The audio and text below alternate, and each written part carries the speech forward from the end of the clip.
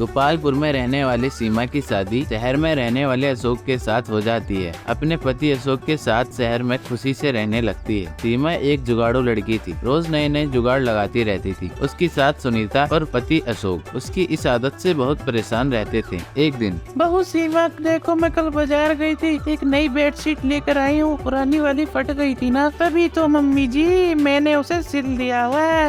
अरे मेरी जुगाड़ू बहू।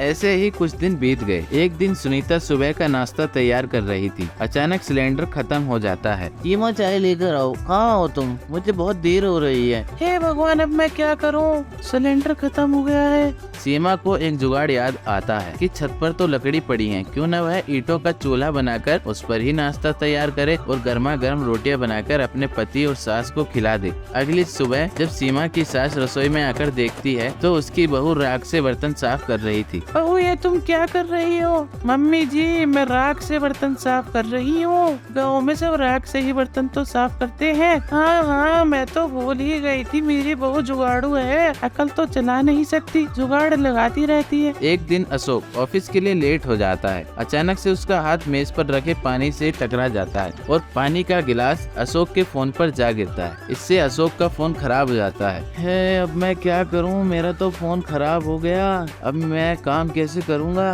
क्या हुआ अशोक, परेशान लग रहे हो? सीमा, अरे मेरे फोन पर पानी गिर गया, फोन चल नहीं रहा। लाओ मुझे दो, मैं आज ही से ठीक करके देती हूँ। अब तुम कौन सा नया जुगाड़ लगाओगी? अरे तुम इसकी फिक्र मत करो, तुम अगले दिन ही अपना फोन ले लेना। अगले दिन अशोक अपना फोन ले लेता है और उसे चलाकर देखता है तो वह देखता है कि फोन तो बिल्कुल पहले जैसा ही चल रहा था। सीमा, तुमने तो कमाल कर दिया, मेरी जुगाड़ू पत्नी। अशोक सुबह सोकर उठा तो उसकी आवाज गायब थी। तभी सीमा अशोक के पास आती है और वह उससे बात करती है, पर अशोक कुछ बोल ही नहीं पाता। अशोक एक कागज पर कुछ लिखकर सीमा को दे देता है। उसमें लिखा होता है, रात में माँ ने कछुआ जलाकर रखा था, उस वजह से उसका गला खराब हो गया है और वह बोल नहीं पा रहा। नहीं, आज ही आपका गला ठीक कर दूंगी, एक ऐसा काढ़ा तैयार करके दूंगी आपको। अशोक अपनी पत्नी का बनाया हुआ काढ़ा पीकर देखता है तो उसकी आवाज बिल्कुल पहले जैसी ठीक हो जाती है। यह देखकर सीमा की सास सुनीता से बहुत खुश हो जाती है। वाह रे मेरी जुगाड़ू बहू, तूने तो कमाल कर दिया। यह कहकर सभी जोर जोर से हंसने लगते हैं।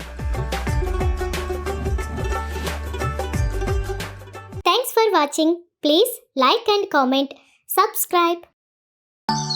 डमडमपुर के जंगल में कालू कौआ अपनी पत्नी पीलू चिड़िया के साथ रहता था। कालू कौआ अपने खेत में जामुन उगाता था और उसे शहर में बेचा करता था। कालू और पीलू का एक छोटा बच्चा था। सुनो जी, सुना है शहर के जंगल में नौकरी करने से अच्छे खासे पैसे मिलते हैं। मैं तुमसे कितनी बार कह रही हूँ कि चलो हम वहीं चलते हैं। यहाँ खेती करते हुए इतने दिन गुजर गए, लेकिन क्या मिला तुम्हें खेती करके? रहने के लिए पक्का मकान भी नहीं है, बारिश में कितनी मुश्किल होती है, और हमारे बेटे के लिए भी अच्छा रहेगा कि वो शहर में पढ़ाई करे। मेरी बात मानो, यहाँ खेती करके हम हमेशा गरीब ही रहेंगे, कभी अमीर नहीं बन पाएंगे। अरे ये तुम कैसी बहकी बहकी बातें कर रही हो? मैं क्या अपनी ज़मीन जायदाद छोड़कर शहर में जाकर दूसरे के यहाँ नौकरी करूँ? ये मुझसे नहीं होगा। तुम समझते क्यों नहीं हो? मैं आपके और अपने बच्चे के भले के लिए ही कह रही हूँ। पीलू शहर के जंगल जाने की जिद पकड़कर बैठ जाती है। देखो जी, मैं आपसे आखिरी बार कह रही हूँ, ये गांव छोड़कर शहर चलो, वरना मैं अपने बेटे को लेकर मायके चले जाऊंगी और फिर यहाँ वापस नहीं आऊंगी। पीलू की जिद के आगे कालू को झुकना पड़ता है। अरे पीलू, तुम भी कितनी जिद्दी हो। चलो, मैं 2-4 दिन बाद तुम्हें कुछ बताता हूँ। ऐसे ही 2-4 दिन बीत जाते हैं। फिर कालू घर आकर पीलू से कहता है, पीलू मैंने सोच लिया है, चलो हम शहर ही चलते हैं, तुम ज़रूरत के सामान बांध लो। फिर कालू अपने पूरे परिवार के साथ शहर की ओर चला जाता है। कालू शहर आकर एक किराना दुकान में नौकरी करने लगता है। इस तरह कुछ दिन बीत जाते हैं। शहर आकर पीलू और उसका बेटा बहुत खुश थे। ऐसे ही 6 महीने बीत जाते हैं। गांव में कालू के जो जामुन के पौधे थे वे सब सूख गए थे, उनकी कोई देखरेख करने वाला नहीं था। इधर कालू शहर में किराना दुकान में काम कर रहा था। एक दिन उस किराना दुकान में बहुत जबरदस्त आग लग जाती है और कालू की जान जाते जाते बचती है। हे भगवान, अच्छा हुआ तुम्हारी जान बच गई। मेरी जिद के कारण तुम शहर आए और लगभग जल के मर ही गए थे। मैं तो बहुत डर गई हूँ। अब कालू नई नौकरी की तलाश में यहाँ वहाँ भटकने लगता है, लेकिन उसे कोई भी काम नहीं मिलता है। इस तरह से 3 महीने बीत जाते हैं। अब उनके पास किराया देने का भी पैसा नहीं बचता है। पीलू, मैं बहुत परेशान हूँ, मुझे कोई काम नहीं मिल रहा है।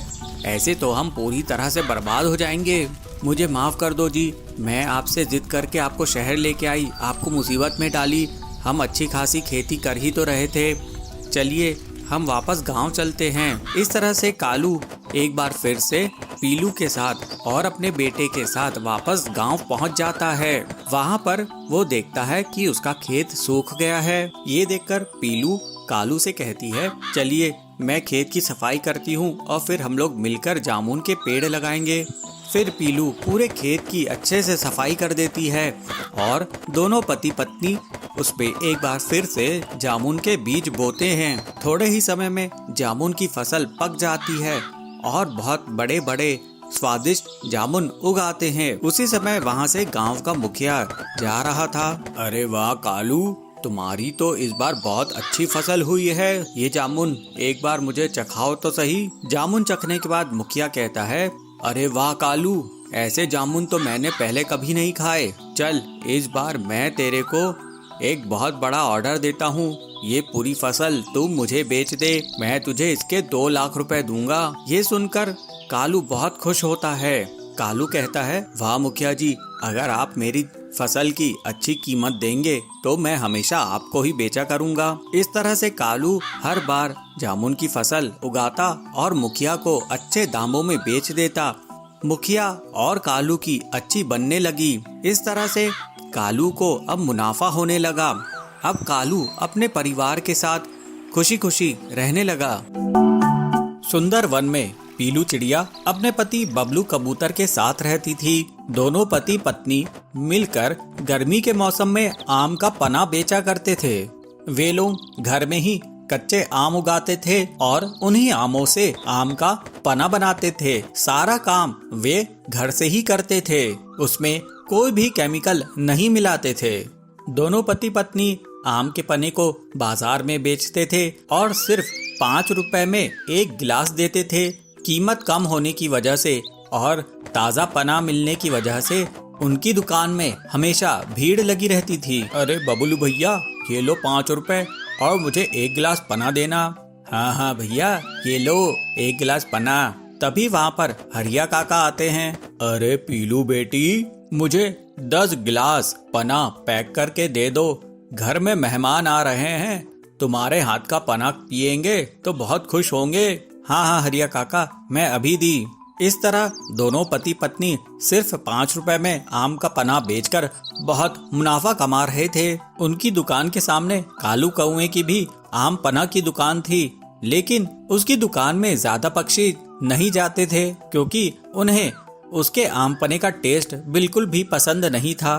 अरे सुंदरी, वो देख, पीलू और बबलू की दुकान में कितनी भीड़ लगी रहती है और एक मेरी दुकान है। मैं भी तो वही पना बेच रहा हूँ जो वो लोग बेच रहे हैं, लेकिन मेरे यहाँ कोई पना पीने आता ही नहीं है। मैं बहुत परेशान हूँ। मुझे अपनी ग्राहकी बढ़ाने के लिए कोई ना कोई रास्ता जरूर निकालना पड़ेगा। अजी, ये आम का पना बेचना छोड़ो और मॉडर्न बनो। जाओ शहर जाकर कोल्ड ड्रिंक लेके आओ और उसे 5 रुपए में बेचो, फिर देखना तुम्हारी दुकान कैसे सरपट भागेगी। सुंदरी की बात सुनकर कालू खुश हो जाता है। वो कहता है, वाह वाह सुंदरी, तूने तो मुझे बहुत अच्छा आइडिया दिया है। शहर में केमिकल के कोल्ड ड्रिंक्स बहुत कम दामों में मिलते हैं। यहाँ पर आम खरीदो, फिर उसको उबालो, फिर उसका पना बनाओ।